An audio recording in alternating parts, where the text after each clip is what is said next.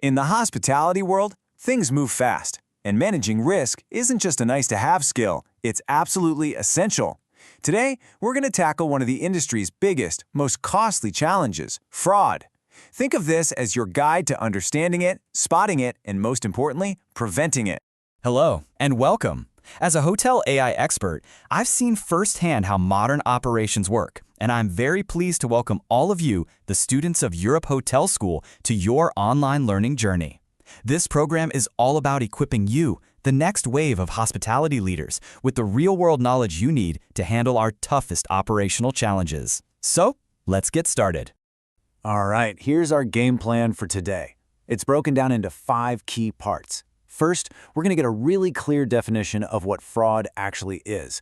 Then, we'll dive into why hotels are, uniquely susceptible to it. After that, we'll look at some common schemes, explore the psychology behind them, and then wrap up with the most important part, what you can do about it as a leader. Okay, first things first. We need to define exactly what we're talking about when we say fraud. Getting this right from the start is the foundation for everything else we're going to cover. So here it is. The key word here is deliberate. Fraud is never an accident. It's an intentional act, and it always has 2 parts. There's the deception, the lie, and then there's the motive. Either someone's trying to gain something for themselves, or they're trying to cause a loss to the hotel. And this, right here, is probably the most important distinction to make.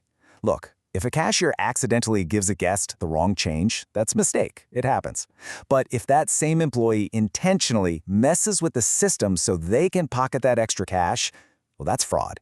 It all comes down to intent. It's also really important to understand that this risk can come from literally anywhere. We're not just talking about one group. It could be frontline employees, managers, even outside partners like suppliers and contractors. And yeah, sometimes it can even be the guests themselves. Okay, so now we know what fraud is, but the big question is, why are hotels such a hotspot for this kind of activity? Let's dig into the specific risks that are unique to our industry. This slide really breaks down the reality of running a hotel. Just think about it for a second. We have a crazy high number of transactions every single day, right? And that's happening across a bunch of different departments. Rooms, food and beverage, the spa, you name it. Now, you mix that with high staff turnover and lots of seasonal workers, and suddenly you've created an environment where keeping an eye on everything becomes a massive challenge. Now, this is a super important mindset for any future leader to have. We're not looking at this because we assume people are untrustworthy. Not at all. We're studying this because the very nature of how a hotel operates creates these structural weak points, these opportunities that we have to manage professionally. Okay, let's get into the nitty-gritty. I want to show you some of the most common ways fraud actually happens in a hotel, from the front of the house all the way to the back office. So, a classic one is called skimming. This is when cash from a sale, say at the hotel bar, gets pocketed before it's ever even rung up in the system. As far as the hotel's official records are concerned, that sale just never happened. Here's another common one, this time at the front desk. An employee might charge a guest the full official room rate, but then they go into the property management system and record it as a lower discounted rate. Then they just pocket the difference. It takes a certain level of access for sure, but it's a huge vulnerability. And then, of course, you have the classic problem of fake expense claims. This can be anything from someone claiming a personal dinner as a business expense, all the way to making up entire business trips or inflating mileage. Each one might seem small, but believe me, they add up to huge losses over time. So we've talked about the what and the how, but if we really want to prevent fraud, we have to understand the why. And that means we have to talk about the human element that's at the very heart of this problem.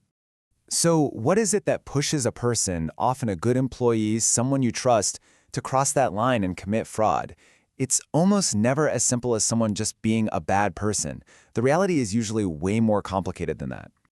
Well, experts on this topic came up with a really powerful model to help explain it, and it's called the fraud triangle. The idea is that for fraud to happen, 3 things usually need to be present all at the same time. Someone feels some kind of pressure, they see an opportunity, and they're able to rationalize what they're doing. Let's break that down a bit. Pressure could be anything from personal, financial problems to a manager setting totally unrealistic sales targets. Opportunity, well, that's where we as leaders have the most influence. That's about having weak internal controls or not enough supervision. And then there's rationalization. That's the story the person tells themselves to make it okay, Things like, "This hotel makes millions. They won't miss it," or "I deserve this for how hard I work." And all of this brings us to our final and honestly our most important section, prevention. Because understanding the problem is one thing, but as a leader, you have to know what to do about it. The damage from fraud goes so much deeper than just the money that's stolen. It's like a poison in the workplace. It creates suspicion, it wrecks trust between team members, and it just destroys morale. And if word gets out to the public, it can absolutely tank a hotel's reputation and wipe out all the guest loyalty you've worked so hard to build. This quote right here really nails it. Preventing fraud isn't just some financial task you hand off to the accounting team. It is a fundamental responsibility of leadership. It's about building an entire organization that has a strong, ethical backbone. So, what's the key takeaway here? It's that awareness is your single most powerful tool for prevention.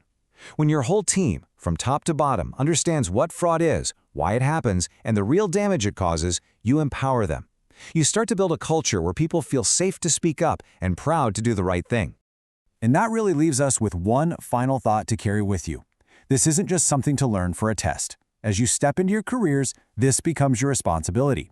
So I want you to ask yourself right now, what real, concrete steps are you going to take to build a culture where integrity is the norm, where controls matter, and where trust is the bedrock of everything you do?